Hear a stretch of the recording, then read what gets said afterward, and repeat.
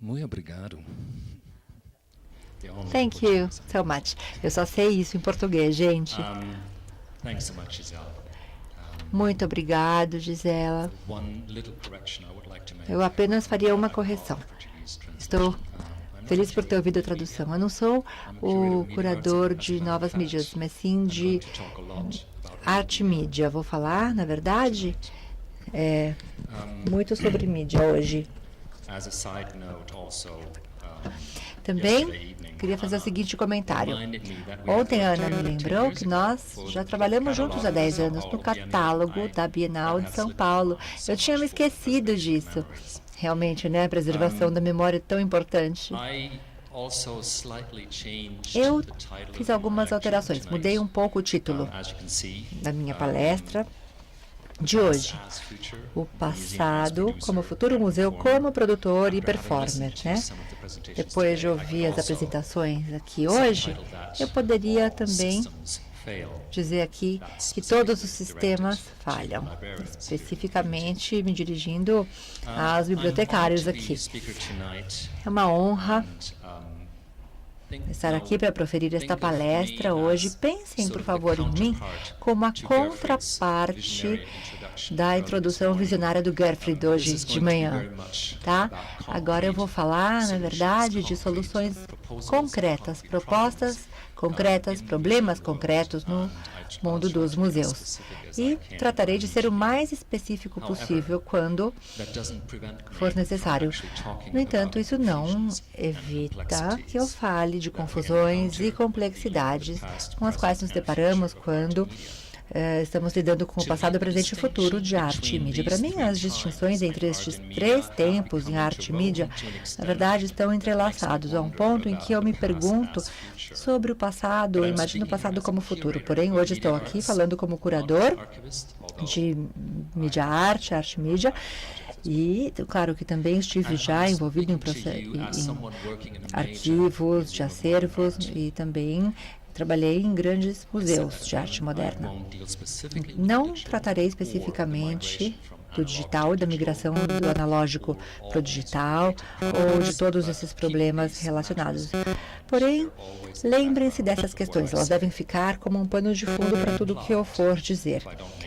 Na verdade, se eu não fizer alguma referência explícita, estarão sempre, na verdade, como pano de fundo. Gostaria de falar, então, hoje, sobre a equipe curatorial do SF MoMA. O que eles chamaram, ano passado, a exibição, a exposição, a qual eles chamaram de Quanto Mais as Coisas Mudam.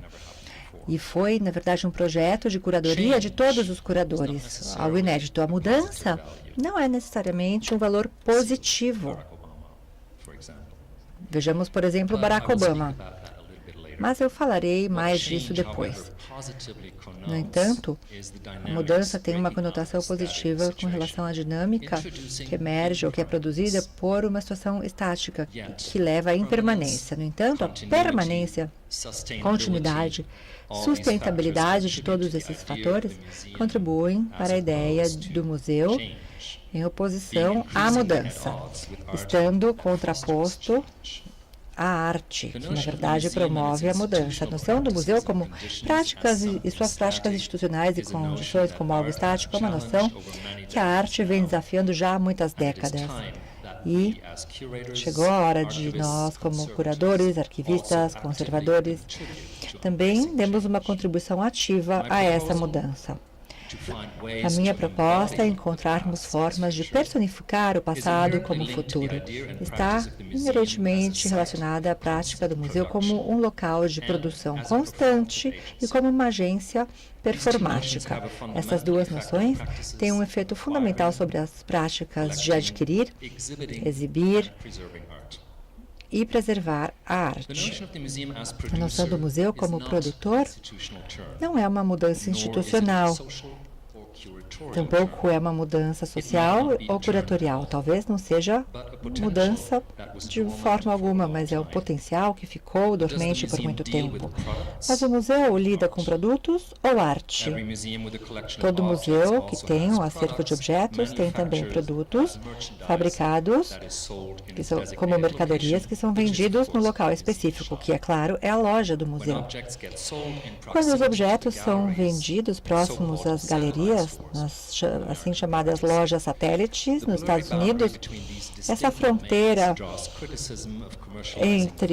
não muito clara entre os domínios diferentes que levam à crítica da comercialização no museu é a exibição dos objetos de arte, não a venda de produtos.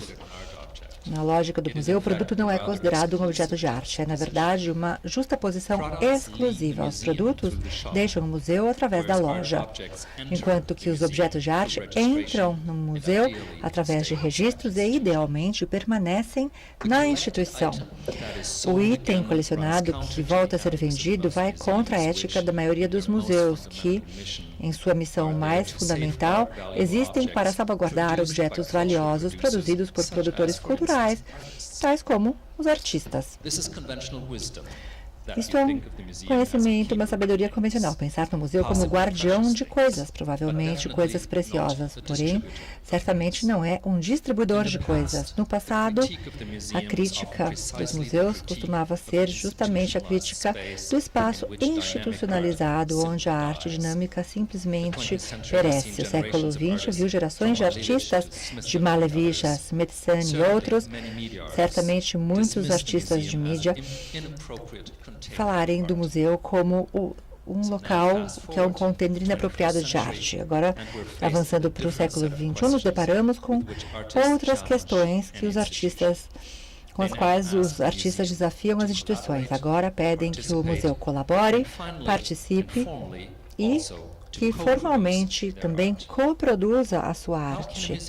Como é que o museu pode ser produtor quando nós todos temos a ideia implícita de que ele não produz e sim coleciona objetos? Eu direi primeiro que essa distinção já não se aplica na arte contemporânea e que cada apresentação de uma instalação contemporânea não pode estar separada da sua reapresentação.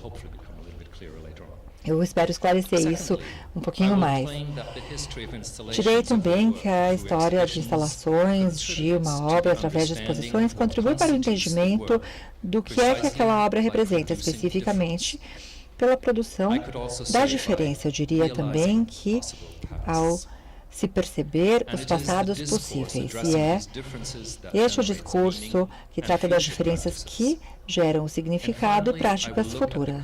Finalmente, falarei da prática atual em arte contemporânea que pode ser descrita como uma revisão do passado, como foi muito bem colocado por Marina Abramovic em 2010, na sua exposição no MoMA, mas muitos outros fizeram o mesmo.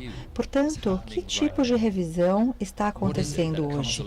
O que é visto como remake, reperformance, ou, para usar um termo mais em linha com o digital, como um refresh. Permitam-me começar a explorar este assunto, me referindo a um meio que não poderá ficar de fora das perguntas dessa conferência. Eu acredito ser um ponto surpreendente quando considerarmos um exemplo que envolva o meio da pintura, que, ao meu ver, é o que antecede os conceitos chave de variabilidade e performance, tão importantes na arte mídia. Temos aqui também o subtítulo pouco provável que seja um objeto passivo, a emergência da não permanência.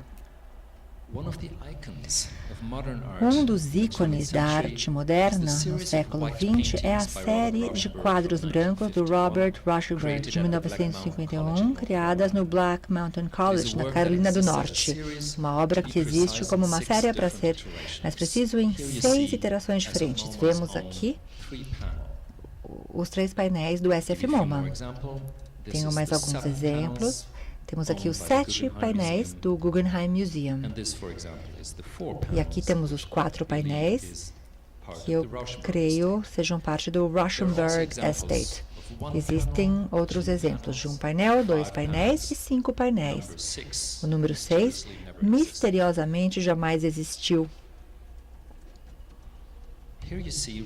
Temos aqui o conceito de Rauschenberg para esta série. Não estou interessado em falar aqui sobre a abstração, de Malevich até a arte conceitual. Gostaria, sim, de falar sobre a resistência com relação à particularidade do artista e seu trabalho. Rauschenberg exibiu a sua série, a primeira série, em 1953 em Nova York. Foi criticado por este ato destrutivo, mas a percepção de um ato, ao invés de uma obra, já havia começado no Black Mountain College. Os quadros brancos inspiraram o John Cage, que também estava lá na mesma época, e ele produziu uma mudança radical parecida na sua área. Ele interpretou as superfícies brancas como faixas de pouso, ou receptores para luz e sombra. E Cage disse que quando um pintor podia pintar o nada, o compositor deveria ser capaz de fazer o mesmo. O resultado foi sua famosa composição, 40 minutos, 33 segundos. O que é menos conhecido, no entanto, menos divulgado, é que Rauschenberg instruiu colecionadores e museus, os orientou para que eles refrescassem seu trabalho, suas obras quando necessário. Alega-se, o artista alegou que a sua série de quadros brancos deveria sempre parecer a mais nova, atualizada possível. Mas quem é que vai autorizar um produto acabado? Vemos no próximo slide que Rauschenberg confiava na colaboração. Billy Clover, um amigo de longa data, também trabalhando na fundação, em prática de experimentos em Nova York, se preparava para sua exposição em Estocolmo e Modena, quando recebeu a permissão para produzir sua própria exposição, fazer uma cópia do seu quadro. E, como sabemos, isso nunca aconteceu. O Billy Cleaver falou que elas não deveriam ser rotuladas como cópias. E a data que consta é de 1951. Então, é o primeiro do-it-yourself, faça você mesmo, de Rauschenberg. Este é um exemplo da marca da pintura de hoje, atual, usada no SF MoMA. Isso significa, obviamente, que nós já não temos certeza se estamos olhando nós, significa o visitante do museu. Nós já não temos certeza se estamos olhando uma superfície que foi pintada por Rauschenberg ou que foi repintada pelos conservadores do museu. De fato, muitos museus que têm um quadro branco em seu acervo agora também participam do consórcio de pesquisa para debater as diversas abordagens a este fato. Eu posso dizer com certeza que o objeto pintado no caso do SF MoMA foi pintado por nossos conservadores em próximo contato e diálogo com o artista do passado e agora com a propriedade. Eu me sinto atraído a este exemplo da história da reprodução da arte como uma mudança revolucionária da produção de um objeto que vai ser contemplado para a produção de um efeito. Aqui, o efeito é este aspecto do novo que Rauschenberg imaginou com tal qualidade que seria a tela de sombras, das sombras dos visitantes do museu. Da abordagem radical de Rauschenberg, a pintura, às práticas baseadas em processos de performance e arte conceitual 60, temos um pequeno passo. Em 68, David Lamelas fez também declarações definitivas sobre a prática artística. Aqui temos um exemplo de muitos exemplos possíveis. Por exemplo, o limite da projeção de 67, hoje no acervo do Walker Art Institute em Minneapolis. Entre suas 10 declarações, temos a número 6. E cito: as obras não existem como produtos finais, pois jamais serão concluídas. Este novo passo em arte contemporânea dos anos 60 primeiro foi abordado por Humberto Eco em seu livro seminal The Open Work of Art. Hoje, ao falarmos da prática pós-estúdio contemporânea, podemos concluir que desde então os artistas vêm continuamente desenfatizando o objeto discreto e com foco no nas instalações abertas ou performáticas. Aquilo que é exposto em galerias de museus é o resultado de um esforço colaborativo entre artista, galeria e a equipe técnica, curatorial e administrativa do museu. É claro que existem muitas obras pré-definidas e eu não vou falar especificamente disso, por favor, se lembrem deste fato. Mas temos a variabilidade de dimensões, Dimensions Variable, que é o termo técnico mais comum aplicado em mídia arte. As instalações se adaptam aos diferentes espaços e continuam mudando cada vez que são instaladas. Mas, além disso, a arte vem sendo produzida por instituições desde que Lucy Lippard começou a produzir as obras de arte conceitual para suas duas exposições seminais, 557.087 para Seattle e 995.000 para Vancouver. É o número de habitantes dessas cidades naquela época. Desde essas exposições, os curadores, agências públicas, museus, agora se encarregaram do ônus de negociar as complexidades da produção de arte em locais públicos, por exemplo, de operar também com réplicas, cópias em exposições ou aquilo que poderíamos chamar de novos originais, ou cópias originais, com ou sem o consentimento do artista. A arte, digo eu, não é algo que é dado e nem um presente permanente. Ela surge como um ato temporário de apresentação. Próximo capítulo. Uma certa composição requerida. O grau no qual o museu deve interpretar as instruções do artista é tema de debate em conservação e gerenciamento de acervos. Como diz Lamela, o processo não termina nunca, mas há um objeto que é pouco definido que vai ser adquirido. O que é que estamos comprando? Essa é uma pergunta padrão em todo o processo de aquisição atualmente. A pergunta é relevante porque as coisas já não estão claras por default. A arte mídia, na verdade, levou os limites para outro patamar com relação ao que é considerado objeto de arte. Os submasters dos arquivos, equipamento dedicado, instruções manuais, gravuras de referência, cópias de exposições, e-mails em arquivos baixados, comprimidos ou não comprimidos. A instituição deve definir, para começar, o que é que constitui as condições específicas da obra de arte para, então, produzir um display concreto, que raramente será igual àquilo que está armazenado. Em outras palavras, algum tipo de montagem sempre será necessário e o objeto coletivo depende de, na verdade, o hardware, o software, tudo aquilo que deve ser executado e realizado diariamente.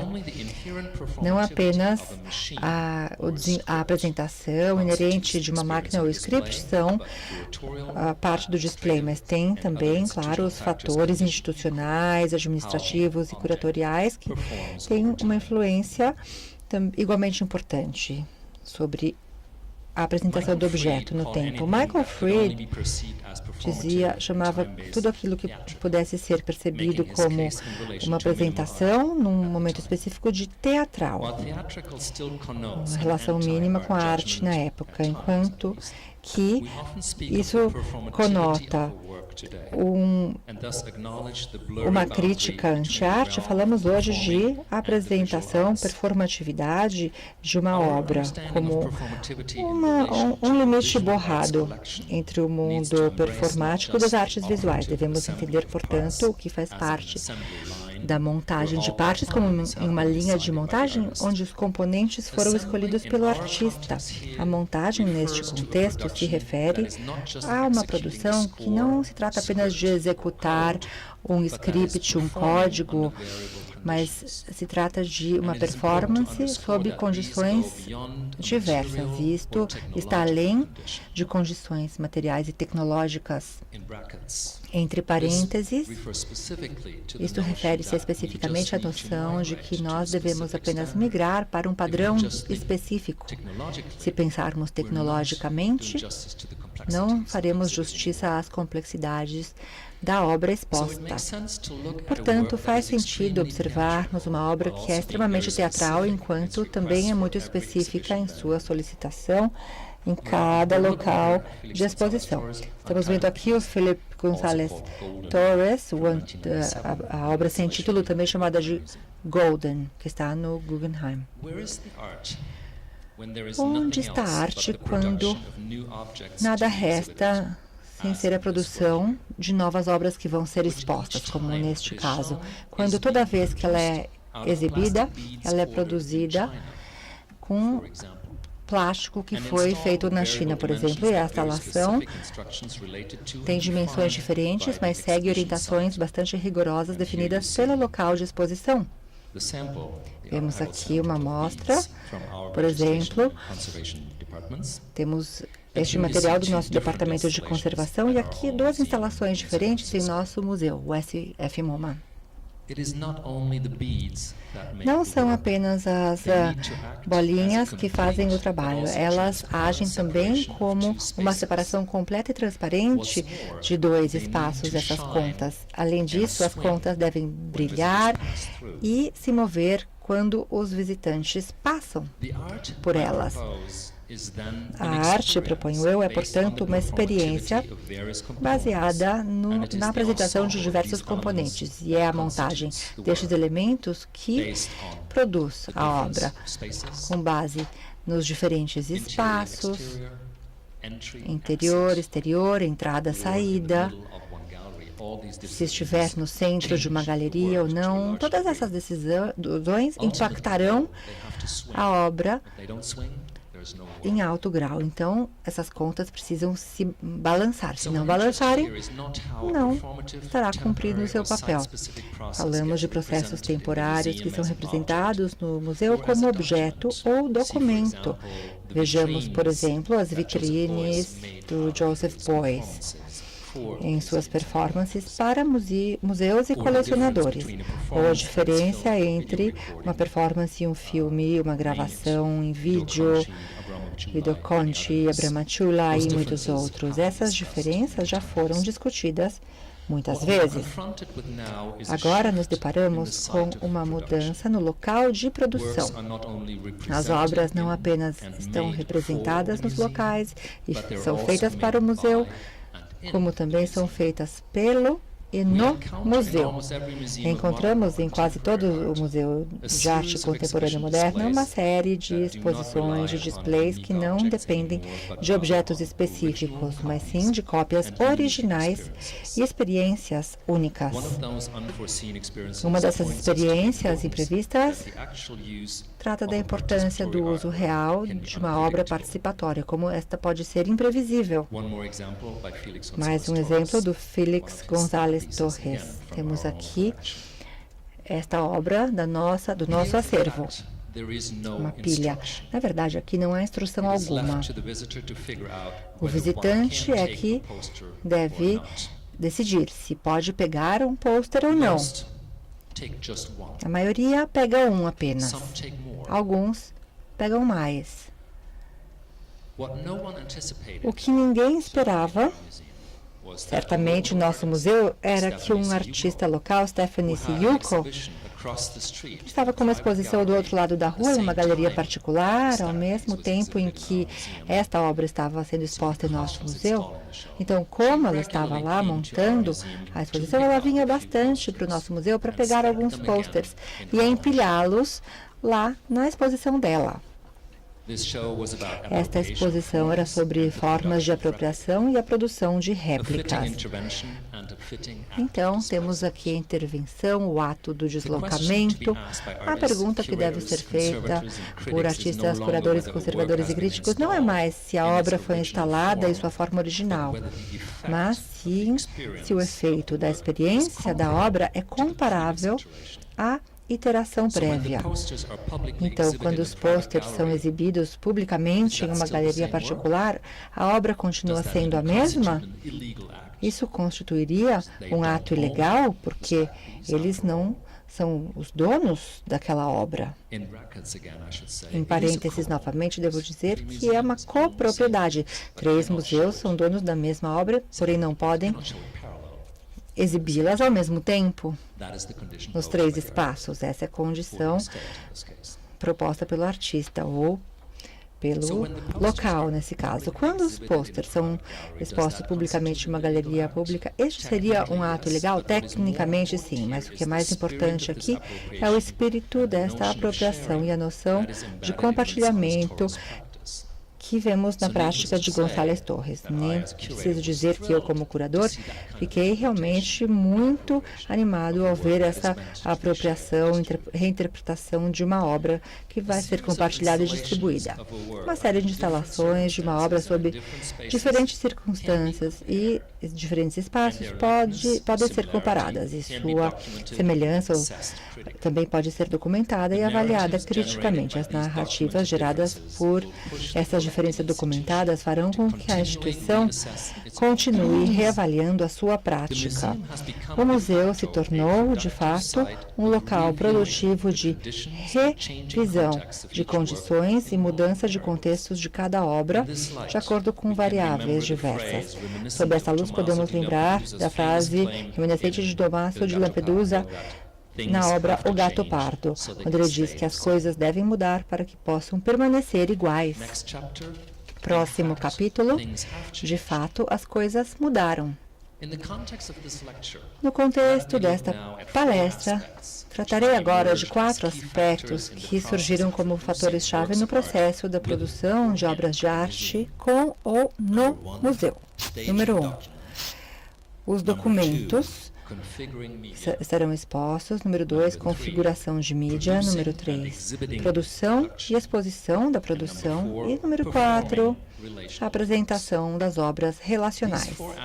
Estes 4 aspectos podem ser considerados atos de dramatização que requerem uma abordagem institucional diferente com relação à própria ideia de acervo, com base numa mudança constante, porque nós sabemos que as coisas mudaram. O primeiro exemplo é de algum tempo atrás, falamos de Kit Galloway e Sherry Rabinowitz, na obra Comunicação de 1980, que na verdade nunca teve um papel na história e no discurso da arte contemporânea. E é precisamente por essa razão que me pareceu importante introduzir essa obra nessa palestra. Temos esses 2 artistas de Los Angeles e, com isso, com sua obra em 1980, Holland Space, ligaram 2 locais públicos de Nova York e Los Angeles durante 3 noites, com uma transmissão ao vivo e projeção pública. E eles chamaram a obra de escultura de comunicação pública. No passado havia sido exposto como uma documentação em preto e branco de highlights, uma instalação de 30 minutos de um total de 3 vezes 2 horas de registro em vídeo.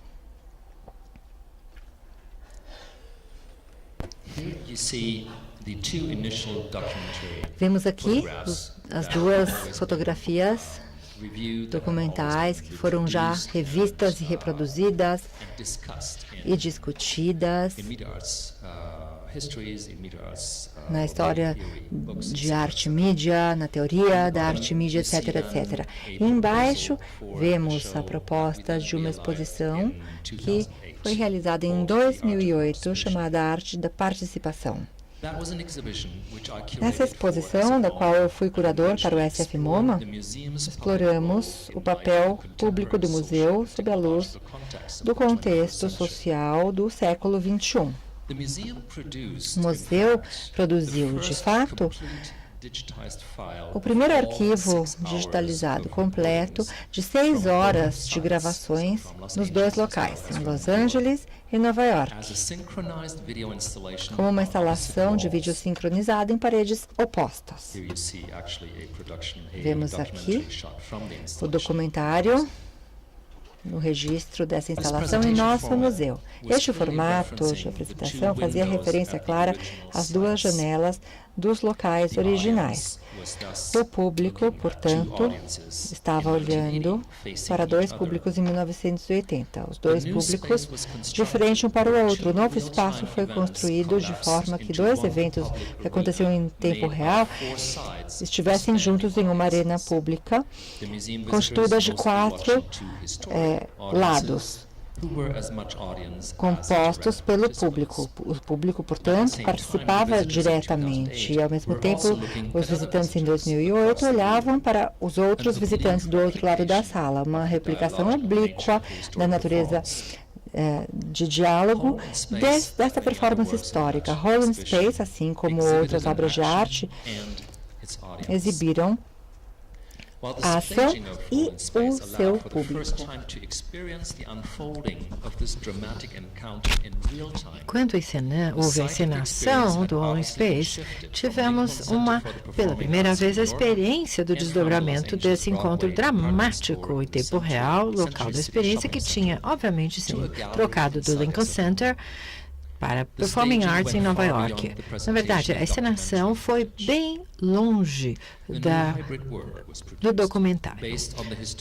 Uma obra híbrida foi produzida baseada nos registros históricos com um novo conjunto de arquivos digitais que foram devolvidos aos artistas na mostra.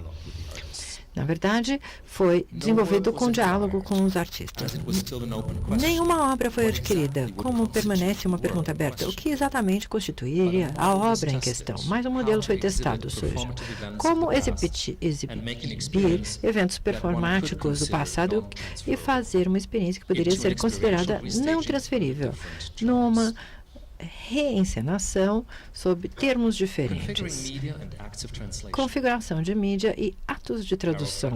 Harold Fletcher, Miranda July e, novamente, Stephanie Sijuka, aquela que fez aquela peça empilhada para sua própria mostra. Harold Fletcher, Miranda July's Learning to Love You More é uma plataforma online que forneceu 70 atribuições únicas entre 2002 a 2009. Fazer uma roupa de criança com tamanho adulto e número 70, diga adeus. Mais de 8 mil pessoas participaram do projeto. O SF MoMA adquiriu o site e toda efêmera relacionado em 2010 com o entendimento de que o museu, qualquer pessoa, poderia expor a obra em qualquer formato, trecho, representação, eletronicamente ou fisicamente, mas que forneceria a informação contextual de todas as 70 tarefas e o ideal sempre refletiria a natureza colaborativa da obra, engajando um colaborador artístico. Uma decisão conceitual para continuar a fundação participativa da obra sem continuar a acrescentar tarefas. Para a primeira apresentação no SF MoMA, com parte da mostra, quanto mais mudam as coisas, em 2011, e pedimos aos artistas Stephanie Sijuka para colaborar. Ela argumentou para uma amostra de todas as apresentações, de todas as 70 tarefas, mas não como um arquivo exibido, mas como uma apresentação consecutiva de todas as mídias. Para esse fim, ela transferiu todo o material em 70 arquivos de playback, compilando vídeo, áudio e shows de slides, sequencialmente transferindo texto a texto falado, ou áudio. Para facilitar uma percepção mais dialógica, 2 tarefas foram apresentadas lado a lado cada dia. Portanto, totalizaram a série de 35 pares consecutivos para mostrar a totalidade de todos os 70. Configurando as cópias da exposição foi um ato de tradução e um novo contexto, indicando que alguma coisa fundamental havia mudado. A obra aberta tinha chegado a um fechamento com a tarefa número 70, diga adeus, say goodbye. A amostra, porém, espelhou a natureza dialógica, permitindo 2 tarefas sendo percebidas lado a lado. A transição da contribuição ativa a uma tarefa e depois ao consumo passivo como um público no museu foi uma outra mudança, sinalizando a transição, embora não uma forma final. O que é produzido aqui é fundamentalmente alterado. E ainda é o mesmo? Embora eu não tenha uma resposta para isso, eu argumentaria que é uma estratégia válida em todas as obras performáticas. Como não há original, apenas mudança produz um senso de limites específicos, condições e continuidade. Devo acrescentar também que a obra ainda está online. Você pode ainda perceber e acessar a obra no seu formato original. Parte 3. produção e a exposição de produção. Johann Gertz and the Gift, em São Francisco. Quando artistas e o público produzem e compartilham arte, o museu é desafiado a se tornar ativamente participante na cultura de participação informado pelo contexto de mídia rapidamente alterada, tecnologias de rede e publicação do it-yourself. Esses lugares têm uma ênfase da galeria como um ateliê do público. Ocupado por preocupações diferentes, Stephanie Stüdiger e o artista Johann Gertz promoveram uma estratégia semelhante, na verdade, que tinha 2 lugares de ateliê e galeria em uma exposição. Para The Gift, São Francisco, também parte da Art of Participation, Gertz concordou com o museu de produzir uma versão local de sua obra participativa, The Gift, que tinha sido iniciada em 2000 em Dortmund, na Alemanha. Gertz forneceu o conceito e algumas diretrizes gerais para essa produção, em última instância de 1.900 retratos fotográficos, em molduras. O museu organizou aqui um estúdio fotográfico completamente equipado e fotógrafos voluntários e participação grátis. As fotos foram então processadas, impressas e molduradas no local. À esquerda vem aqui a unidade de armazenamento de arquivos do museu e aqui à direita a exposição, a mostra com as fotos e mostra. O ateliê permitiu que os visitantes não apenas se inserissem no museu como retratos fisicamente, mas também voltar ao museu para solicitar o retrato de outro participante no final da mostra. Por isso que se chamava exatamente The Gift, o presente. Enquanto o público completava a obra de dar os seus rostos a essa obra, assim, coproduzindo os operadores, o artista Johann Gertz estava ausente nesse processo e só voltou ao museu para distribuir uma foto como presente aos 800 visitantes que voltaram. Assim, ele reverteu o processo de museumificação dos objetos, distribuindo aos seus participantes o que o museu tinha originalmente produzido, o que podemos dizer que o artista inverteu a noção do museu receber e potencialmente colecionar o que foi produzido em outra parte. No final, o SF MoMA adquiriu todos os arquivos digitais e uma série de impressões de exposição que não foram solicitados. O artista concordou que o museu poderia exibir pelo menos um trecho de 20 amostras, pelo menos, como parte do acervo que seria, em relação à diversidade dos participantes, podemos argumentar uma escolha subjetiva. Para Gertz, a mudança importante fica no reconhecimento de que a obra é constituída por um ato de compartilhamento do seu coleção com produtores, que transforma o museu em um dos seus shareholders ou acionistas sem qualquer direito de exclusividade. Ou seja, de fato, a obra está constantemente num estado de circulação. O desempenho de obra relacional quando o artista está ausente, de Hans Hacke a Tino Segal. A produção artística contemporânea frequentemente é centrada em torno da presença do artista sem produção de um objeto final. Vejamos Chavina, cuja presença é essencial à performance de uma cozinha comum como obra de arte. O Gift de Gertz destaca aqui um movimento paralelo, ou seja, a ausência do artista num projeto aberto. O papel do artista consideravelmente mudou nas últimas décadas, de um produtor exemplar a um consumidor exemplar. O museu se torna o produtor de uma obra que o artista, então, cura, julga, critica e etc. O consentimento do artista ao que está sendo produzido ainda é fundamental para as políticas dos museus. E na nossa era de pós-produção ou sociedade pós-mídia do século XXI, a posição de autoria artística hoje não é ser criativo, mas sim crítico.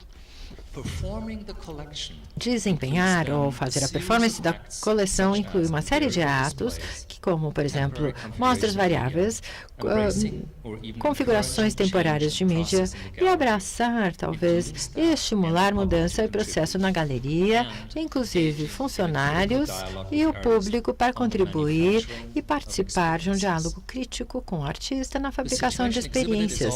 A situação exibida é sempre uma de complexidade desempenhada num instante, em cada instante com o público. O que o museu tem é o direito de interpretar e desempenhar uma obra publicamente. Isso precisamente onde, por exemplo, obras performáticas de Tino Sehgal estão situadas. O MoMA de São Francisco adquiriu o Performance This Is New de 2013 como uma obra contemporânea que ressoasse com a escultura performática histórica de Hans Haacke, chamada News de 1969, também exibida como parte da Art of Participation. Ambas obras destacam a mostra de itens de notícias diárias como o seu cerne conceitual. Aqui, vemos aqui duas amostras das obras de 1969 à esquerda e 1970 como parte da mostra no MoMA de Nova York. Aqui vocês veem um sinal, uma mudança acontecendo de uma máquina de escrever até 3, ou acho que até mais, 5. Mas a obra na verdade, ela imprime notícias em tempo real. Esse aqui é o cerne, apenas notícias. E aqui, na Alemanha, em 1969, só havia uma alimentação de uma agência de notícias em Nova York. Um ano depois, havia já uma série de agências de notícias que contribuíam para a variabilidade das notícias e a vasta gama de notícias. Bem, eu só havia visto esse projeto como uma reprodução, e quando eu tive a oportunidade de fazer a curadoria de uma mostra em arte participativa, eu disse, bom, vamos reencenar essa obra em diálogo sempre com os artistas. E acabou ficando assim no nosso museu. Em 2008, Hans Haacke ainda solicitou uma impressora de matricial, mas atualizou a sua versão histórica com uma seleção curada de notícias online e suas fontes de todo o mundo. A conexão via cabo de 69 se tornou uma alimentação RSS. O contexto local se tornou global. Era importante que a variabilidade e diversidade de fontes de notícias fosse respeitada. Obviamente, dos Estados Unidos para a Europa, para a China, para a Rússia, para o Oriente Médio. Em todas as iterações, a obra, em última instância, produziu uma pilha escultural de semanas de notícias, que visitantes poderiam ler, dar uma olhada, passar os olhos. A forma da escultura no chão mudava constantemente e estava aberto a ser reduzido em tamanho se as necessidades espaciais da exposição assim o requisitassem. Então, qual é o status dessas pilhas de papel? Será que fazem um componente integrante da obra de arte para ser preservada permanentemente como um container de performances passadas? Imagine que você exibiria isso ao longo de meses e meses. Se tornaria uma coleção permanente, você coletaria mais e mais papéis e você teria um processo interminável. Essa noção certamente seria agitada por a maioria das pessoas que fazem gestão de coleções. Seria, na verdade, aqui a incorporação da impermanência. Nada é mais antigo do que a notícia de ontem, ou não? Essa questão apontaria-nos às problemáticas da documentação, que é uma pergunta aberta do que constitui um documento representativo de uma obra performática baseada no tempo, como a questão de quem documenta. Deixe-me sugerir que aqui não podemos pensar mais uma forma única de documentação, ou seja, Mas, na verdade, devemos pensar numa forma híbrida de documentação colaborativa e uma narrativa. O próximo exemplo vai esclarecer isso ainda mais. Um ano depois, em 2009, quando o MoMA de São Francisco adquiriu a obra muito relacionada a Diacre. Eu já mencionei Tino Segal, This Is New, de 2003. Essa situação performática, para usar o termo do artista, permite que o museu Ticket Taker, ou seja, que cobra o ingresso, selecionar uma manchete de jornal do dia que aí é interpretado. Na verdade, é um momento de interação quando é trocado o ingresso e, na verdade, entrar numa conversa sobre a obra. A abstinência radical de Segal de qualquer tipo de documento visual factual fez com que ele ganhasse um reconhecimento internacional. O que é menos conhecido é que também insiste em anexar um valor monetário ao performance, pedindo que o museu pague uma taxa adicional aos funcionários, como eles estão desempenhando tarefas adicionais, criando o valor real de uma situação imaterial. É, assim, um conceito-chave da sua prática performática. Porém, a sua prática situacionista, de fato, produz uma série de discursos relacionados dentro das instituições com coleções. Por exemplo, elimina todas as preocupações em relação à expedição, seguro. Então, deixa a questão aberta se a obra muda significativamente como uma experiência da comunicação de traduções que, em última instância, leva à total transformação da mensagem original com ruído ou falta de comunicação. Será que isso pode acontecer aqui?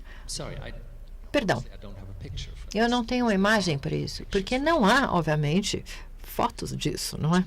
Não, minha resposta seria não. A obra, acreditem se quiser, precisa ser instalada por um intérprete autorizado, normalmente o curador da instituição ou um colecionador privado que, pessoalmente, foram brifados pelo artista. Então, como podemos pensar sobre a preservação desse tipo de obra? E que não há nenhuma documentação. Nesse caso, é bom saber que a obra existe em 12 locais diferentes e em 12 coleções diferentes. Coletivamente, poderíamos achar uma forma de estabelecer novamente os componentes-chave dessa obra, falando um com o outro, mesmo quando o artista não estiver mais disponível. A preservação, assim, se torna realmente discursiva e, como não há registros na base de dados do museu, só pode permanecer viva se for desempenhada novamente. Nenhum movimento estúpido em nome do artista acontece. Mantém o museu em pé. Então, aqui o que acontece é uma transferência bancária, a produção de experiências. Próximo capítulo. Quando uma obra de arte numa coleção é baseada em condições performáticas, como mídia ou participantes, é só lógico que performance como Tim Segal's, a de Tim Segal's, também se torne colecionável. Do Indigo Blue de Anne Hamilton à esquerda, em que um performer apaga letras de um livro impresso com parte de uma instalação, que na verdade é uma pilha de roupas de algodão azul, a recente exposição de Donna Garcia, Instant Narrative, como parte da exposição Descriptive Acts, no MoMA, onde mais de 100 performances individuais observavam em tempo real, escrevendo o que estava acontecendo na galeria. O museu se tornou o coprodutor de uma obra, seguindo uma série de instruções específicas, mas também abertas. Foi, na verdade, uma performance muito específica, não invasiva e silenciosa na peça de Anne Hamilton, mas bastante aberta e diversamente interpretava a situação na obra de Dora Garcia. A narrativa instantânea se tornou uma interpretação subjetiva da palavra observação. O que significa observar uma galeria? Como eu posso transferir essa observação em algo escrito? Isso resultou, pelo menos na minha parte, quando performer numa série de loops de feedback imprevisíveis com visitantes desempenhando ao escritor e tentando influenciar uma narrativa. Novamente, o que foi exposto foi a performance de um script com computador, ações do performer e também o feedback dos visitantes. Mas o que devemos fazer com documentos de feedback? Eu recebi pelo menos 5 pequenos desenhos quando eu estava fazendo ali o meu turno de 4 horas como presente. Uma coisa inesperada. Desenhos muito bonitos. Será que eles são meus ou do museu? Ainda não respondemos a essa pergunta.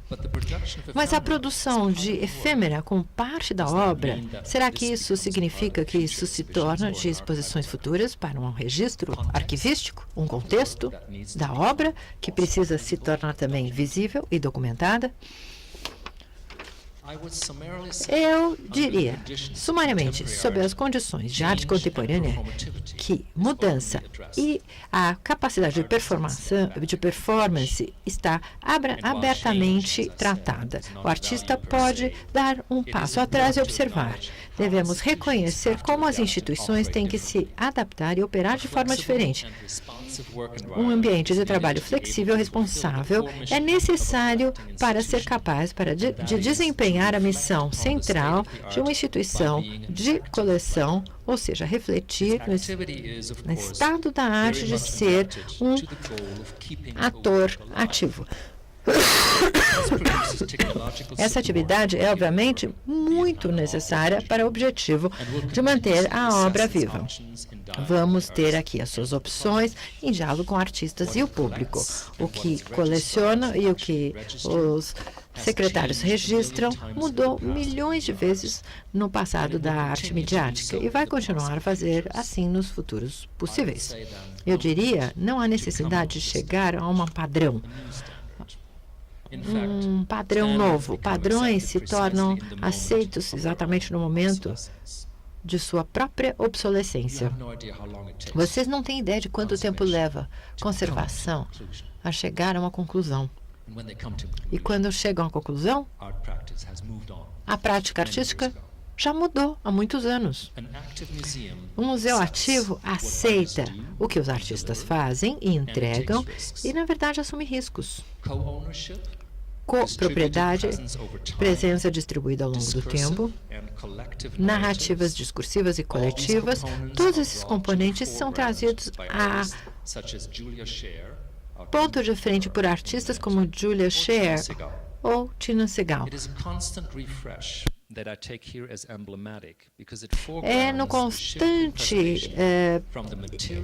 Na constante atualização que aqui eu pego o que é emblemático por causa dessas partes de frente, a mudança, o primeiro plano da mudança em preservação do material baseado em prática histórica, inclusive aqui análise de materiais, intervenções reversíveis, que também estão aqui numa prática híbrida orientada a equipes. Não há um botão fácil, nenhum questionário, nenhum padrão que possa solucionar nosso problema. É muito mais fazer uma referência a Roland Barthes, A Lover's Discourse, ou seja, discurso do amante. Podemos agora pensar sobre o processo de expor uma coleção como uma performance expandida, em que o artista, a instituição e o público sejam coprodutores de uma experiência singular baseada em objetos variáveis, em situações performáticas e participativas. E essa realidade presente de uma coleção desempenhada por performática pode estender ou ampliar, ir além das paredes do museu em qualquer momento. A sua casa pode ser o local de um acervo compartilhado. O momento mais poético da Art of Participation foi, de fato, o último dia, quando todos os quadros do The Gift saíram do museu para formar aqui uma coletânea de público distribuído de 800 fotografias, com o museu sendo aqui o seu nó central e local de produção. Na verdade, o participante que pegou meu foto saiu do museu, nós trocamos e-mails e foi assim que eu tive a documentação do meu retrato, sendo exposto na casa e na rua de outras pessoas. Eu tenho aqui um postscript.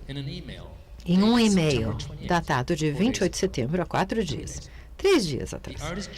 A artista Julia Scher, cuja instalação Predictive Engineering 2, PE2, ou seja, Engenharia Preditiva, está no nosso acervo, ofereceu o seguinte comentário na reinstalação ou na encenação da instalação. O deleite, o prazer, o medo de observar alguém evoluiu desde 1990. Na verdade, foi exposta em 1990 e 98. Eu continuo com a citação para ser vista é mais a crise do momento.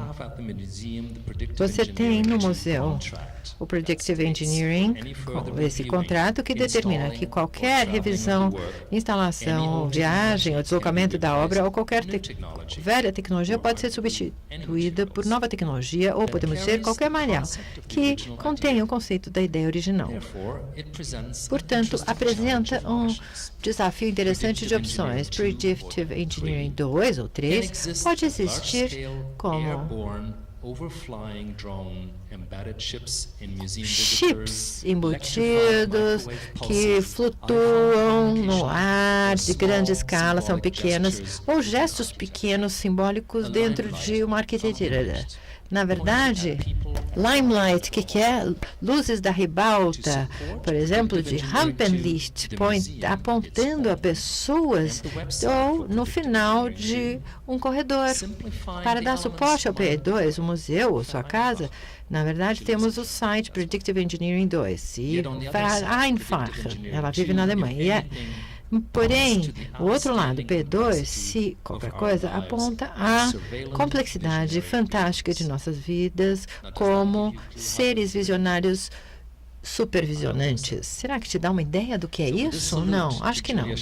Com essa saudação, Julia Scher, e seu abraço poético à mudança constante, à complexidade, eu concluo esta minha fala desta noite.